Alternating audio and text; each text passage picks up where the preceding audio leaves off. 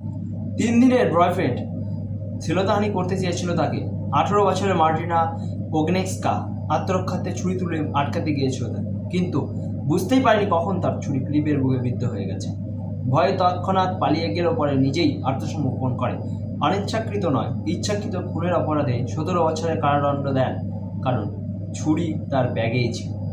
অথচ কি আশ্চর্য জানেন, উকিলরা বলেছিলেন, প্রমাণ দেখিয়েছিলেন মার্টিনা যৌন নির্যাতনের ভয়ে পোল্যান্ড থেকে ইংল্যান্ডে পালিয়ে এসেছিল।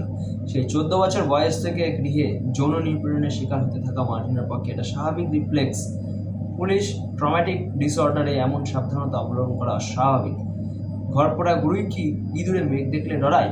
তাই অত্যন্ত 5টা বছর কামানো হোক, মেয়েটার ভবিষ্যতের কথা ভেবে, তার মানসিক অবস্থার কথা ভেবে। কিন্তু আইন বড় করা, 17 বছরের শাস্তি বহাল রইল। মানুষ হত্যা বড় দায়, কারণ সে যাই হোক, অথচ ধর্মের নামে, দেশের নামে অহেতুক কত হত্যা হয়। ধর্মের ক্লোকটা আত্মরক্ষার তাগিদের চেয়েও মজবুত বোধ হয়।